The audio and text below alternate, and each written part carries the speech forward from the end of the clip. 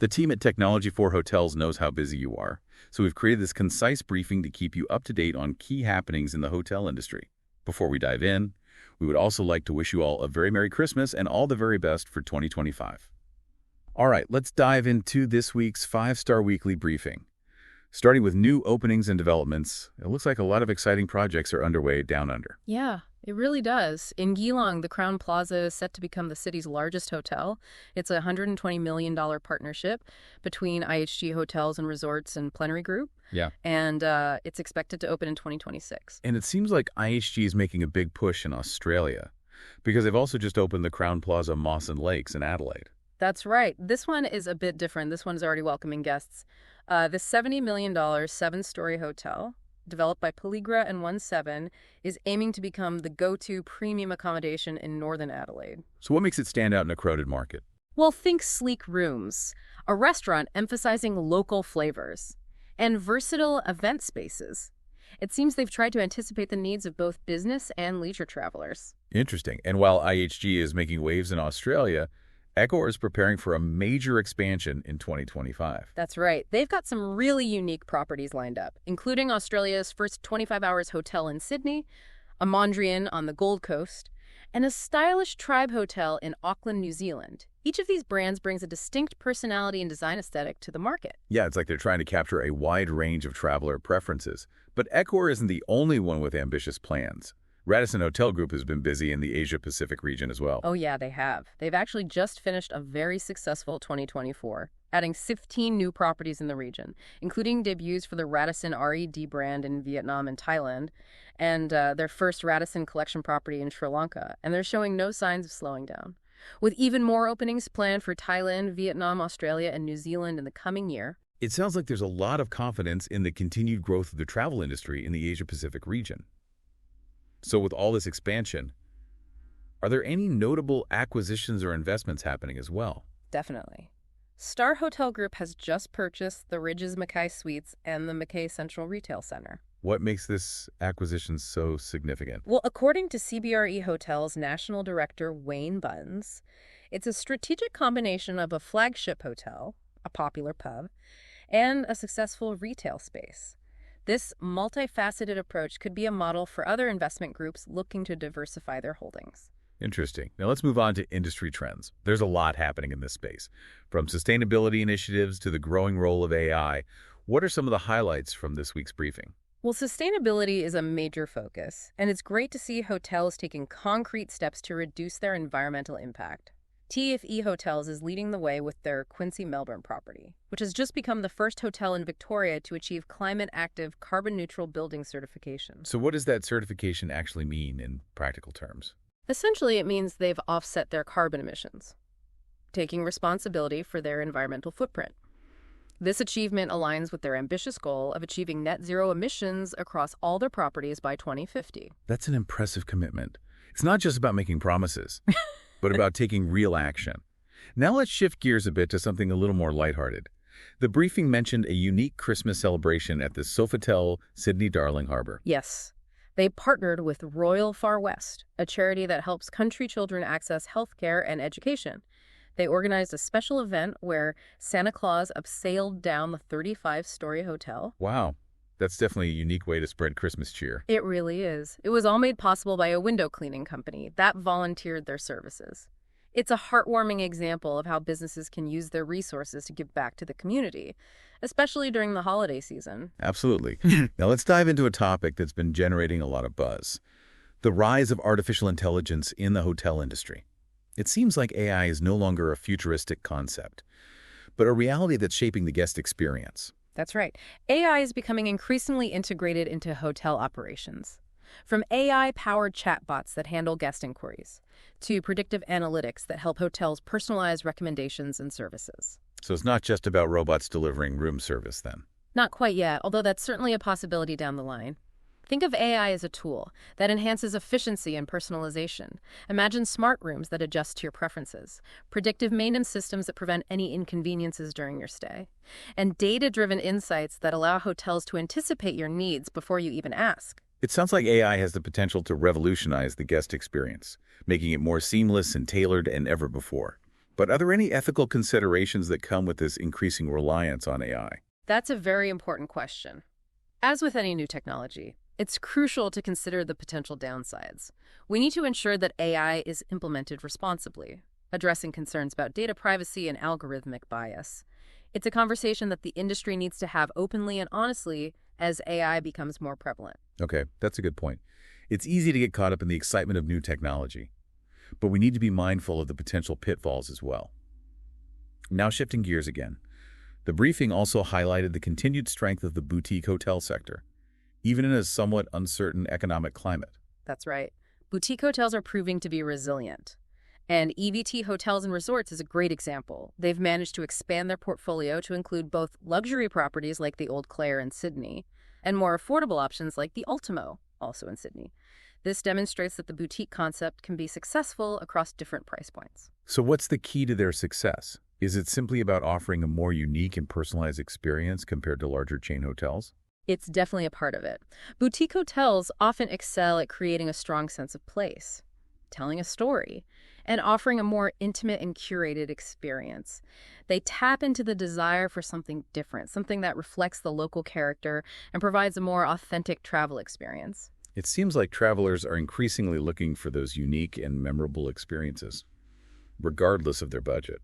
Speaking of travel trends, the briefing also mentioned a surge in global hotel bookings for the Christmas season. Absolutely.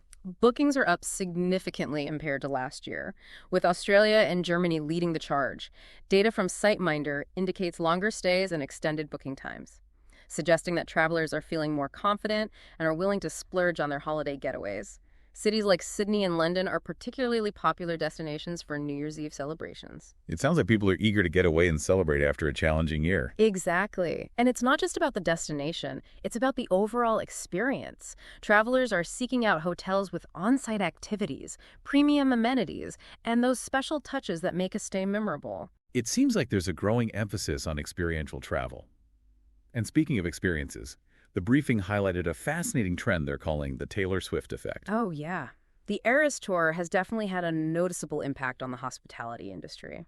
Hotels in cities hosting her concerts have seen dramatic increases in occupancy and average daily rates, ADR, which is the average revenue per occupied room. So it's not just about ticket sales. It's about the ripple effect on the local economy, including the hospitality sector. But is this just a fleeting phenomenon? Or are we witnessing the beginning of a larger trend toward what the briefing calls the experience era? That's an interesting question. Are we moving towards a time where travel is primarily driven by the desire for unique, once-in-a-lifetime experiences? Centered around events or personalities, it's certainly a trend worth watching. It makes you wonder who will be the next Taylor Swift, the next cultural phenomenon to drive travel demand and shape the hospitality landscape. Precisely. The hotel industry needs to be adaptable and innovative to keep pace with these evolving consumer preferences. Now, before we move on to the whirlwind of personnel changes, I'm curious about one more thing. The briefing touched on the success of both luxury and boutique hotels. But what about the mid-range segment? Is there still a demand for more affordable options? Absolutely. While luxury and experiential travel are booming, there's still a strong market for mid-range hotels that offer comfort, convenience, and value for money.